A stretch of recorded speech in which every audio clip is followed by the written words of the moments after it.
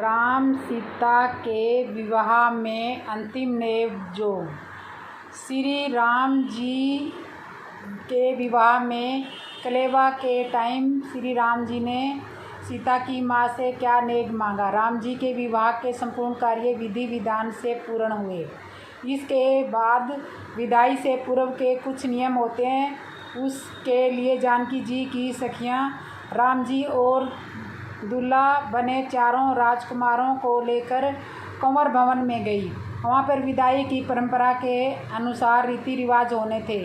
उसी समय जनवासे से एक सेवक आया और उसने आकर कहा, महाराज दशरथ जी ने राम जी को जनवासे में बुलवाया है, अब यहाँ इनका क्या काम है। जानकी जी की सखियों ने कहा, अब इनका यहाँ कोई काम नहीं है, अब इनका काम यही है। किंतु के सेवक खड़ा रहा। तब जानकी जी एक सखी से व्यंग करते हुए, उन्हें वहाँ से ले जाकर क्या करोगे, वहाँ इन्हें ले जाकर नचाओगे। दूसरी सखी हंसते हुए बोली, अरे अरे सुनो, मैंने ऐसे सुना है कि इनके पिताजी महाराजा दशरथ जी को यह मालूम पड़ा है कि उनके राम जी बहुत सुंदर है। सारे जनकपुर में यह चर्चा हो रही है, तो उन्होंने यह तय किया है कि अब इनको ऐसे ही किसी को नहीं देखने देंगे, इन्हें देखने पर टिकट लगाया जाएगा। यह सारे व्यंग सीता जी की सखियों द्वारा गीत गालियों के माध्यम से हो रहे हैं। राम जी प्रसन्न हो रहे हैं अपने भक्तों की गाली पर, किंतु इसका मतलब यह नहीं कि हम भी पूजा पाठ छोड़कर इन्हें गालियाँ देना आरंभ कर दें। हर किसी को गाली भी इन्हें बर्दाश्त नहीं है, हर किसी की गाली इन्हें बर्दाश्त नहीं है। उदाहरण है, शिशुपाल ने भी इनको गाली दी थी, परिणाम सब जानते हैं। किंतु जनकपुर में यह गाली भक्ति की नगरी में भक्ति के नाते जानकी जी को सखियों के द्वारा प्रेम से दी जा रही है। सखियों की बातें सुनकर लक्ष्मण जी ने कहा, हमारे भैया सीधे स्वभाव के हैं, इनका मतलब यह नहीं कि आप चाहे जैसा बोल लो। यह साधारण नहीं है, तुम्हें मालूम है इनके चरण छूते ही अहिल्या पत्थर से नारी बन गई। एक सखी बोली, धीरे बोलो, कोई सुन लेगा, बदनामी होगी। तुम्हारे भैया राजकुमार है या मदारी। लक्ष्मण जी ने कहा, हमारे भैया बहुत बलवान है। एक सखी बोली, मालूम है, बगिया में फूल तोड़ने में इन्हें पसीना आ रहा था, वह तो मुनि विश्वामित्र जी के पीछे पीछे कमंडल लटकाए हुए यहाँ जनकपुर में आ गए। यह सोचकर आए थे कि हो सकता है कि धनुष तोड़ने में हमें भी चांस मिल जाए, और हमारी जानकी जी की कृपा से इन्हें चांस भी मिल गया। लक्ष्मण जी सखियों को बार बार उत्तर देते जा रहे थे। राम कलेवा में श्री राम जी को माता सुनैना जी द्वारा नेक मांगने को कहा गया, किंतु राम जी ने इनकार कर दिया। तब सुनैना जी द्वारा कहा गया कि नेक तो मांगना ही पड़ेगा, यह तो शुभ रहता है। तब जनक जी को बुलाया गया और नेक की रस्म पूरी की गई। राम जी ने नेक मांगा कि हमारी बारात में अयोध्या में जितने कुंवारे लड़के हैं उन सब का विवाह जनकपुर में हो। राम जी ने इस नेग को स्वीकार कर लिया और इस तरह राजा जनक ने सीता जी का विवाह संपन्न कराया। उसी तरह पूरे जनकपुर में मुहूर्त के हिसाब से बच्चे बच्चियों के विवाह संपन्न हुए। इसलिए राम जी की बारात जनकपुर में 6 महीने तक रुकी रही। अब सारे नेग पूर्ण होने के पश्चात जानकी जी की सखियों को फिर एक हास्य सूझा। उन्होंने राम जी के जूते छुपा लिए थे और उन्हें एक पीले वस्त्र में लपेटकर सामने एक ऊंचे स्थान पर रख दिया। फिर सखियों ने राम जी से कहा कि अंत में आप इनकी पूजा कर लीजिए, यह हमारे यहाँ की कुल देवी है। राम जी ने कहा कि ठीक है। राम जी सरल स्वभाव के हैं, परंतु पूजन करने के लिए चल दिए। तब एक सखी ने कहा, काम बिगड़ जाएगा। राम जी ने कहा, पूजा करता हूँ, यह वस्त्र हटा दीजिए। सखी बोली, नहीं नहीं, वस्त्र नहीं हटेगा, ऐसा ही पूजन करना होगा। दूसरी सखी बोली, इन्हें रहने दो, यह तो बहुत चमत्कारी है, अपनी पोल खुल सकती है। इनके भाइयों से कह दो, वह भी तो दूल्हा है, पूजन तो कोई भी कर सकता है। तब लक्ष्मण जी से कहा गया कि आप पूजन करो। लक्ष्मण जी ने कहा कि मैं तो मेरे प्रभु राम जी के लिए और किसी की पूजा नहीं कर सकता, मैं तो इन्हीं के माता पिता गुरु देवी देवता सब इन्हीं को मानता हूँ। मैं क्यों करूं? सखियों ने कहा, रहने दो, यह भी बहुत तेज है। तब तक उन्होंने देखा कि शत्रुघ्न जी अधिक मौन रहते हैं। इस काम के लिए इन्हें कहा जाए। तब सारी सखियों ने शत्रुघ्न को जूते चुरा कुलदेवी की पूजा के लिए कहा। एक सखी ने शत्रुघ्न जी से कहा, पूजा कर दीजिए। शत्रुघ्न जी बोले, यह देवी कहाँ की है? सखियों ने कहा कि देवी तो जनकपुर की है। शत्रुघ्न जी बोले, तब देवी जनकपुर की है तो हम क्यों पूजा करें? एक दिन तो हम पूजा कर देंगे, बाकी दिन कौन करेगा? देवी जनकपुर की और पुजारी अयोध्या का, यह तो ठीक नहीं है। काहे को परेशान हो रही हो और हमें भी परेशान कर रही हो? जब यहाँ की देवी है तो यहीं के किसी पुजारी से पूजा करवा लीजिए। एक सखी ने कहा, इनसे तो नहीं बोलते तो ही अच्छा रहता, इनका तो मौन रहना ही ठीक है। अंत में भरत जी ने कहा, आप कीजिए। भरत जी सरल स्वभाव चल दिए। लक्ष्मण जी ने राम जी से कहा, देखो भैया, भरत जी जानकी जी की सखियों की बातों में आ गए और पूजन करने के लिए जा रहे हैं। राम जी ने कहा, कोई बात नहीं है, भरत का तो सरल सीधा स्वभाव है। भरत जी ने कहा, वस्त्र क्यों नहीं उठा सकते? सखियों ने कहा, संध्या समय पीले वस्त्रों से ही इन वस्त्रों को हटाया जाता है, इनके दर्शन किए जाते हैं। आप तो ऐसे ही पूजा करो। भरत जी ने वहाँ लकड़ी की भांति जमीन में सीधा लेटकर प्रणाम करने लगे।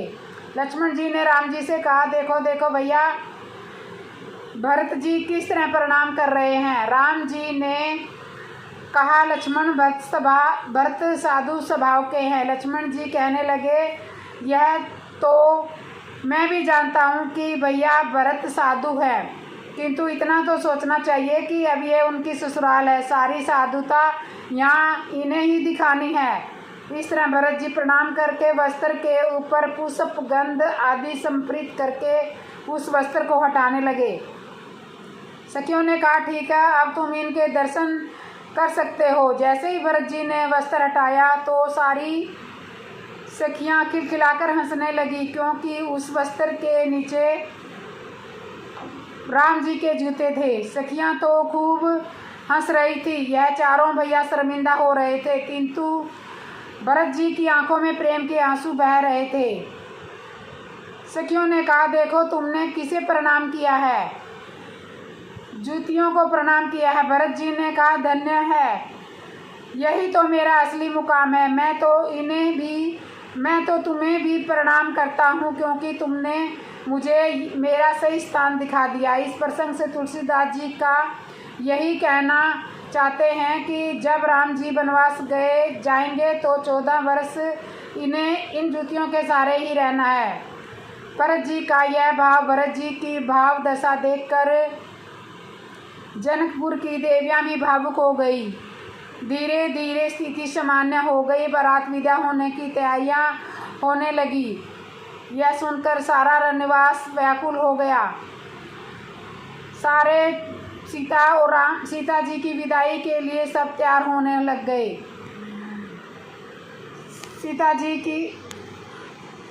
जानकी जी की विदाई के क्षणों में माता सुनैना जी और जनक जी बहुत भावुक हुए। सभी जनकपुर वासी भी वहीं स्थित थे। तुलसीदास जी लिखते हैं, पशु पक्षियों की यह दशा हो गई थी कि जिसका वर्णन नहीं किया जा सकता, तो मनुष्य की दशा कैसे कही जा सकती है। राम जी की बारात विदा होकर अयोध्या आई। नगर को बहुत सुंदर सजाया गया। सब ने अपने घरों पर दिए जलाए। अयोध्या में उत्सव मनाया गया। माताओं द्वारा मुँह दिखाई में जानकी जी को अनेक सुंदर सुंदर वस्तुएं भेंट की गई। माता कौशल्या ने मुँह दिखाई में जानकी जी को अपना कनक भवन दिया और सभी ने अलग अलग उपहार जानकी जी को दिए। सभी मांगने वाले और बंदीजनों को विभिन्न प्रकार के उपहार दिए गए। गोस्वामी तुलसीदास जी लिखते हैं, राम जी के विवाह का वर्णन सैकड़ों सरस्वती, शेष, ब्रह्मा, महादेव जी, गणेश जी, भी नहीं कर सकते, तो मैं इसका वर्णन कैसे कर सकता हूँ? कहीं कछुआ भी पृथ्वी को सिर पर धारण कर सकता है क्या? राजा दशरथ जी अपने चारों पुत्रों को विवाह कर अयोध्या के लिए रवाना हुए। राम जी का विवाह जानकी जी के साथ, लक्ष्मण जी का विवाह जानकी की छोटी बहन उर्मिला के साथ। उठो सिया सिंगार करो, अब धनुष राम ने तो आए। उठो सिया सिंगार करो, अब धनुष राम ने तोड़ा है। धनुष राम ने तोड़ा है, धनुष राम ने तोड़ा है। सीता से नाता जोड़ा है, तुम उठो सिया सिंगार करो, अब धनुष राम ने तोड़ा है। शीश गोरा के चुनरी सोवे टीके की छवि न्यारी है। शीश सिया के चुनरी सोवे टीके की छवि न्यारी है। न्यारी न्यारी न्यारी है, रघुवर को जाने की प्यारी है। न्यारी न्यारी न्यारी है, रघुवर को जाने की प्यारी है। उठो सिया सिंगार कर, अब धनुष राम ने तोड़ा है। उठो सिया सिंगार करो, अब धनुष राम ने तोड़ा है। हाथ मैया के चूड़ा सोवे मेहंदी की छवि न्यारी है। हाथ मैया के सीता के चूड़ा सोए मेहंदी के छवि न्यारी है। न्यारी न्यारी न्यारी ओ रघुवर को जाने की प्यारी है। न्यारी न्यारी न्यारी है, रघुवर को जाने की प्यारी है। उठो सिया सिंगार करो, अब धनुष राम ने तोड़ा है। उठो सिया सिंगार करो, अब धनुष राम ने तोड़ा है। धनुष राम ने तोड़ा है, सीता से नाता जोड़ा है। धनुष राम ने तोड़ा है, सीता से नाता जोड़ा है। पैर अंग मैया अंग सीता के साड़ी चोवे तगड़ी की छवि न्यारी है। अंग सीता के साड़ी सोवे तगड़ी की छवि न्यारी है। न्यारी न्यारी न्यारी है, रघुवर को जाने की प्यारी है। न्यारी न्यारी न्यारी है, रघुवर को जाने की प्यारी है। उठो सिया सिंगार करो, अब धनुष राम ने तोड़ा है। उठो सिया सिंगार करो, अब धनुष राम ने तोड़ा है। धनुष राम ने तोड़ा है, सीता से नाता जोड़ा है। धनुष राम ने तोड़ा है, सीता से नाता जोड़ा है। उठो सिया सिंगार करो, अब धनुष राम ने तोड़ा है। श्रृंगार करो अब धनुष राम ने तोड़ा है। पैर सीता के पायल सोए बिछुए की छवि न्यारी है।